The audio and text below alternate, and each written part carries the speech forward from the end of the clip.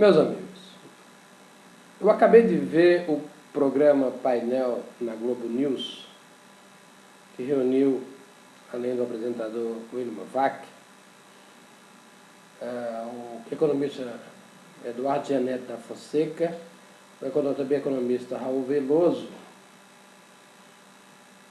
e Cláudio Couto, que é cientista político e dá aulas na Fundação Getúlio Vargas, em São Paulo. Foi uma discussão bastante produtiva e inspiradora. Os três mostraram aguda consciência dos graves problemas do Brasil. Mas eles, por algum motivo, temem dar os nomes certos aos bois e ficam numa posição, vamos dizer assim, pouco alarmista em relação ao quadro que desenrola-se diante dos nossos olhos, a ponto de dizerem que há um projeto de poder em curso e não dizer qual é esse projeto de poder em curso, a ponto de dizer que há uma impossibilidade lógica de se manter uma normalidade econômica num prazo médio e não dizer de quem é a responsabilidade.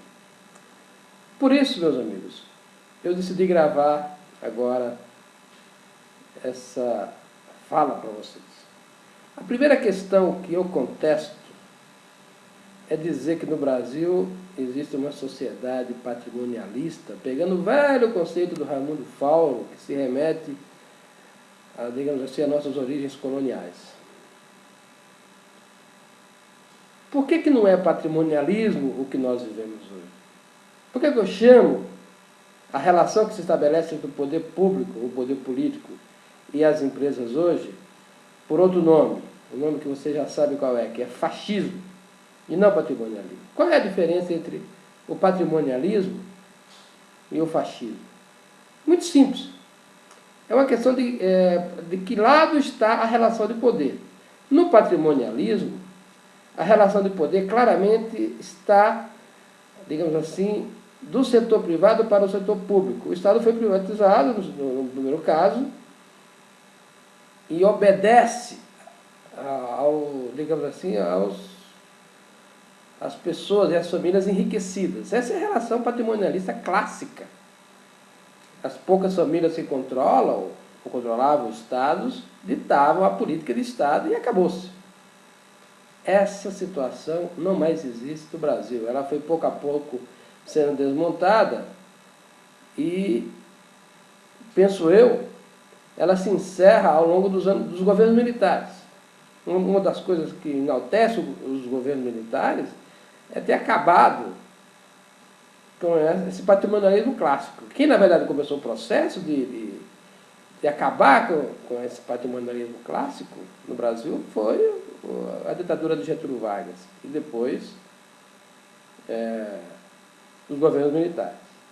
Já na relação fascista, acontece o contrário. O Estado manda e as empresas privadas obedecem. E essa relação ela é muito óbvia. O que nós estamos vendo agora, no geral, no Brasil, é isso. Vejam vocês, esse caso do Pão de Açúcar que foi citado no programa. Há toda uma engenharia política financeira que foi tramada tem pelo menos 2 anos e só chegou a público agora, nos subterrâneos do poder. Mas se nós pegarmos outro caso que foi citado, por exemplo, o caso do Perdigão Sadia, da mesma forma, e com agravante. No caso do Perdigão Sadia, 2 braços dessa estrutura de poder fascista, que é o braço sindical, dos sindicatos de trabalhadores, e o braço dos fundos de pensão, que são controlados pelos sindicatos, estavam envolvidos. Embora não tivesse dinheiro público diretamente envolvido, a gente teve esse elemento de poder envolvendo a decisão da fusão, no caso, Sadia-Perdigão. Então vejam que é preciso dar o nome correto às coisas. Nós estamos vivendo um projeto de poder, sim, que tem autor, é liderado pelo PT, que é resultado de um projeto histórico, de um processo histórico também, que é o que eu tenho falado com vocês, e que muitos jornalistas chamam de revolução gramsciana, que tem o seu apogeu precisamente nesse momento. Originalmente, a revolução gramsciana ela foi pensada para fazer a revolução socialista clássica. Mas todas as vicissitudes do século XX envolvendo as sociedades socialistas e comunistas, como a Rússia, que fracassaram nos seus planejamentos centrais e no sua forma de capitalismo do Estado, eu não gosto da expressão, mas é isso, foi substituída por esse resgate da proposta do projeto político de Mussolini, que era o mesmo de Hitler. Nós estamos vivendo isso no Brasil. O Raul Veloso foi insistente em mostrar a inconsistência dos números. É impossível bancar tanta benesse numa situação em que há um déficit nas contas do Estado. Cada vez mais um conjunto de pessoas ganham do Estado para um conjunto cada vez menor de pessoas pagar a conta. Não fecha. É irracional, é inconsistente, é destrutivo. Mas, enquanto a festa dura, quem ganha se locupleta. Nós estamos na fase de apogeu desse processo. Então, é preciso dizer que o projeto político que está no poder no Brasil é um projeto fascista, com um discurso socialista, que no fundo é uma variação do outro, como eu tenho mostrado para vocês. Então, é preciso que gente como Raul Veloso, como Cláudio Couto, como Genete da Conceição, tenham coragem de dar o nome aos bois, chamar as coisas pelo que são, porque eles sabem tanto quanto eu. Eles estudam a história tanto quanto eu. Por que ter medo? Por que ficar com esse mar de dizer que a gente está diante de patrimonialismo, quando o patrimonialismo é um capítulo morto e encerrado no Brasil? Quando o que nós temos mesmo é o triunfo da Revolução Gramsciana, que começou nos anos 60. Eu até propus aqui a data de corte, a fundação do SEBRAP, que foi uma coisa emblemática. O SEBRAP, financiado pela Fundação Ford. Vejam, se a gente não vê o real como ele é, não adianta fugir. As coisas são o que são. Muito bem. Outra coisa que se colocou foi essa relação de poder, como ela se dá. Nós temos no Brasil um momento crítico do cabo de guerra entre os revolucionários capitaneados pelo poder e a velha elite, ainda de caráter patrimonialista, espelhada no Sarney, no Temer, nessa gente que tem uma fatia do poder, mas está subalterna. Toda a vida que o PT tenta largar o discurso e a ação revolucionárias, nós vemos as derrotas acontecerem no Congresso. Então, a democracia no Brasil, ela está chegando no impasse. Porque a democracia, ela só está se mantendo pelo regime de concessões de benesses crescentes para que as forças duelantes no cenário político sobrevivam.